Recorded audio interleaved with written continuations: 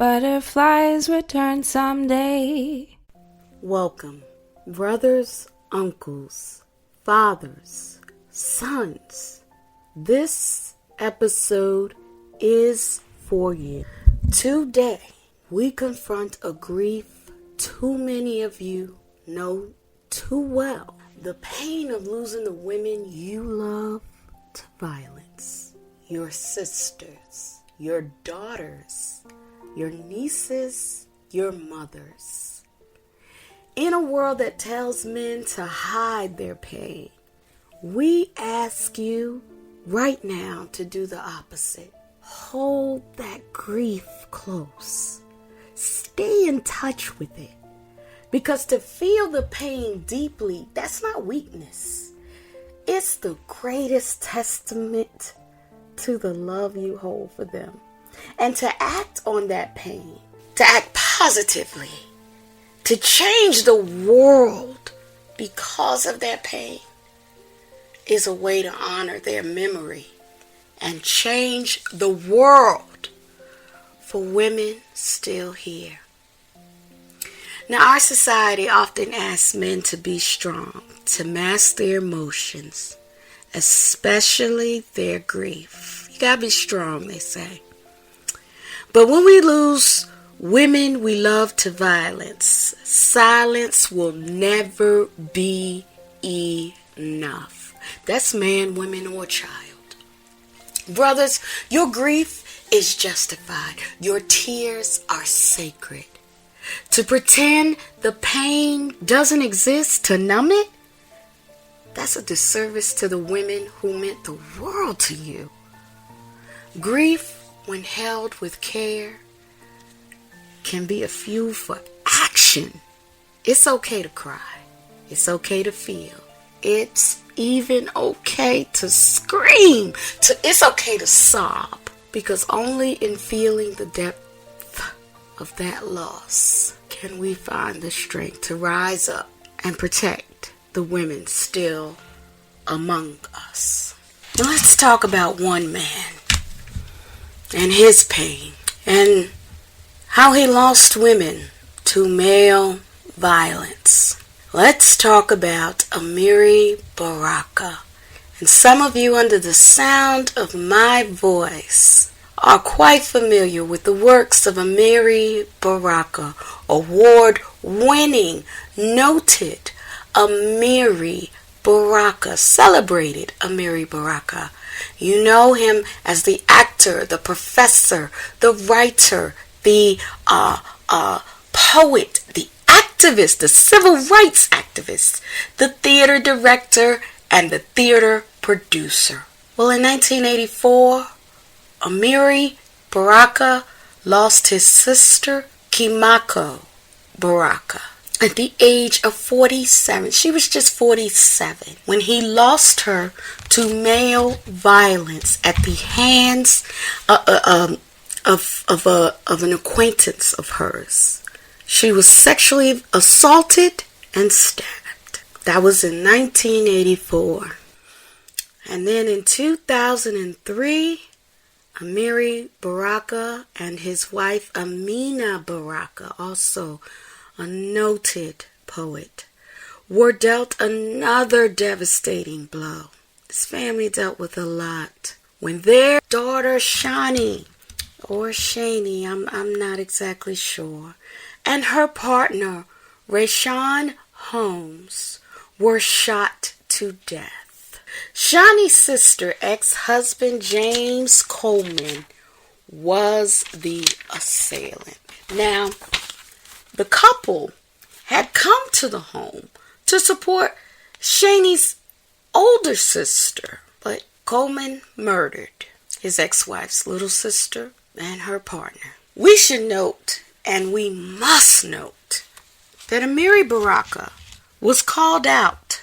He was called out for his advocacy of rape as a politically legitimate act by the likes of Bell Hooks and others. He was also in his works, he was called out for his anti-Semitism and his homophobia. As a matter of fact, this story I didn't know about dear Shani or Shani and her partner, Rashawn. I didn't know about them until I happened to be watching WHUR. We watch that frequently in my home. That's the Howard University channel.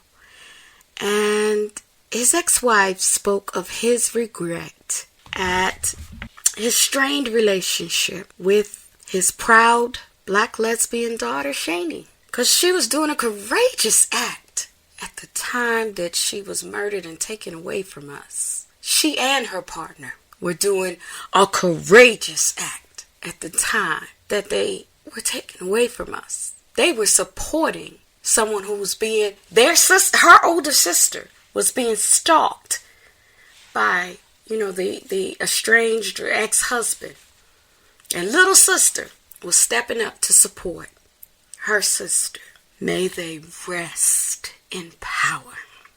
The documentary was talking about, his life sentence, so to speak, of regret, of where their relationship, had found itself because of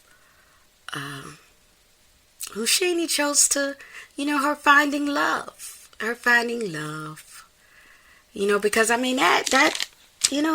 wow, the partner went with her, knowing it was dangerous. She went with her, and wow. And so, brothers, you don't want to find yourself in this space. If we're gonna be free, we all have to be free, and we have to fight against this violence and this abuse. Men, your pain over losing the women you love can be a transformative force. It's not just personal. It is political. When you let that pain speak, when you allow yourself to grieve openly, you challenge the toxic systems that lead to these losses. Your voices matter. We need you in this fight against violence that has stolen too many of our loved ones. Whether it's standing up in your communities, challenging the men around you, the men in your families, the men in your faith communities, the men in your neighborhoods, or raising awareness. The pain you carry can fuel meaningful change. And let me be clear.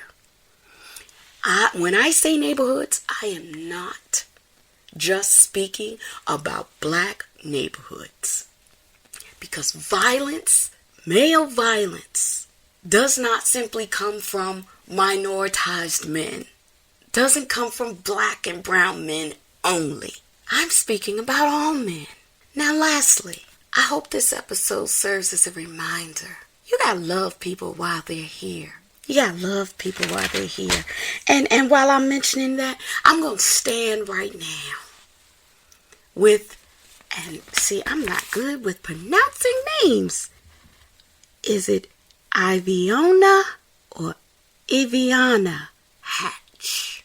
That beautiful woman, that beautiful, gentle, powerful, gorgeous young lady deserves all of our love right here, right now, as she searches for love that loves her right back. And I stand with her today while she's here with us. We gotta love people while they're here so that we are not living in a space of regret. Returning to what we're returning back, violence against women is not inevitable.